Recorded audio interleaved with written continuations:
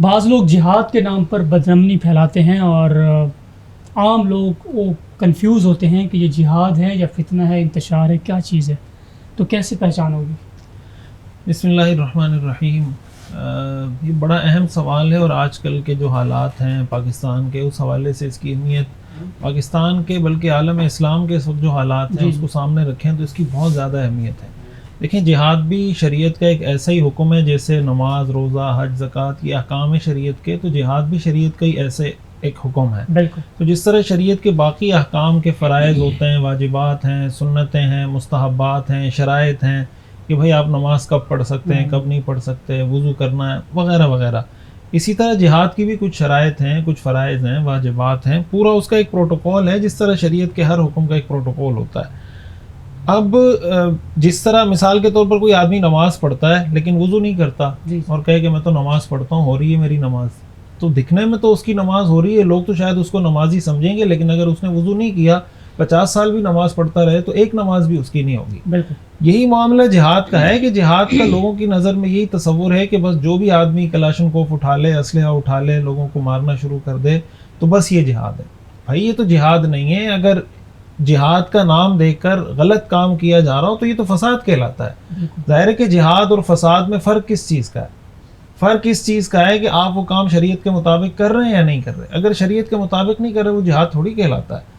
تو اس لیے جہاد کے لیے جو شریعت میں پہلی شرط ہے وہ یہ کہ آپ کسی امیر کے ماتحت جہاد کر رہے ہیں۔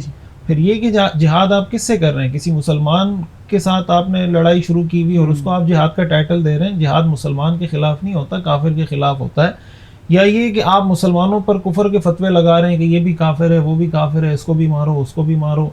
تو یہ جو طرز عمل ہے، جیسے ہمارے یہاں بعض اوقات لوگ کہنا شروع کر دیتے ہیں کہ پاکستان کا نظام کفریہ ہے، یہ جو کفریہ نظام ہے، کفریہ سسٹم ہے، پھر اس کی وجہ سے یہاں کے علماء پہ بھی کفر کے فتوے، یہاں کے مفتیان کرام پہ بھی کفر کے فتوے، اور پھر اس کو جواز بنا کر اور جناب مسلح بغاوت شروع کر دیتے ہیں۔ تو یہ تو خروج ہے، شریعت کی نظر میں اس کی بالکل اجازت نہیں ہے۔ اور یہ جو مسلح آزاد عسکریت ہے، عالم اسلام کی اگر آپ تاریخ اٹھا کر دیکھیں تو عالم اسلام کو جتنا زیادہ نقصان اس سے ہوا ہے شاید ہی کسی کام سے ہوا ہو۔ جب بیعت عقبہ ثانیہ ہوئی ہے، رسول اللہ صلی اللہ علیہ وسلم کے ہاتھ پر صحابہ نے بیعت کی، اور انہوں نے اس بات کی بیعت کی تھی کہ ہم آپ کو سیکورٹی فراہم کریں گے، آپ کا دفاع کریں گے، آپ کے لیے لڑیں گے۔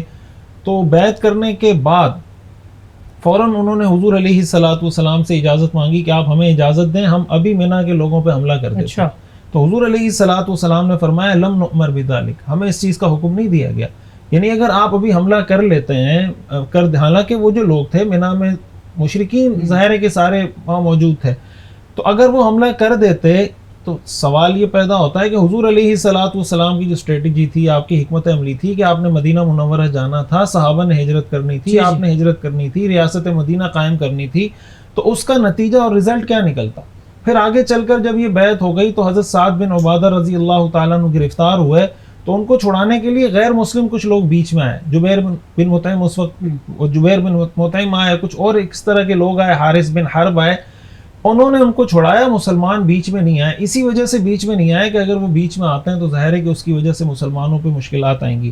تو یہ جو ہمارے ہاں بعض اوقات جہاد کا نام لے کر اور آزاد عسکریت کی جاتی ہے، یا خود ملک کے اندر مسلح بغاوت اور خروج شروع کر دیا جاتا ہے، تو اس کا تو شریعت میں دور دور تک اس کی کوئی گنجائش نہیں ہے۔ اور اس پر ہمارے اگر پاکستان کے تناظر میں بات کریں تو پیغام پاکستان کا جو ایک متفقہ دستاویز ہے، جو پورے پاکستان کے تمام مکاتب فکر کے جو جید علماء کرام ہیں ان کے اس پر فتاوی موجود ہیں، دستخط موجود ہیں۔ تو اب ظاہر ہے کہ حکم تو مفتیان کرام بتائیں گے۔ جب مفتیان کرام نے ملک کے تمام مستند دارالفتاؤں نے ایک فتویٰ دے دیا، تو اب اس کے بعد اس طرح کی چیزوں کو جواز بنا کر، ایون کہ اگر آپ کسی غیر مسلم ملک پہ بھی حملہ کرنا چاہتے ہیں، مسلمان تو آپ چھوڑیں رہنے دیں، اگر مسلمان ملک میں رہتے ہوئے کسی غیر مسلم ملک پہ حملہ کرنا چاہتے ہیں، وہ بھی امیر کی اجازت کے بغیر نہیں ہو سکتا۔ یہ نہیں کہ آپ پاکستان میں رہ رہے ہیں تو آپ خود سے انڈیا پہ حملہ کر دیں یا خود سے آپ امریکہ پہ حملہ کر دیں۔ اس کے بھی مسلم ملکوں نے، عالم اسلام نے نقصانات اٹھائے ہیں، اور ظاہر ہے کہ شریعت میں اس حوالے سے بڑی واضح رہنمائی موجود ہے۔ تو آپ یہ کر سکتے ہیں کہ جو امیر ہے، جو حکمران ہے، جو فوج کے سپہ سالار ہیں، آپ ان کو ترغیب دیں، ان سے جا کے بات کریں، ان کو سمجھائیں۔ اگر وہ اس پہ ایگری ہوتے ہیں، وہ قدم اٹھاتے ہیں تو ٹھیک۔ ایک عام آدمی کی یہ ذمہ داری نہیں ہے کہ وہ آزادانہ طریقے سے عسکریت شروع کرے یا کسی ملک پہ حملہ کرے۔ ظاہر ہے کہ اس کے نقصانات بہت زیادہ ہیں اور اس کا فائدہ نہیں ہوتا.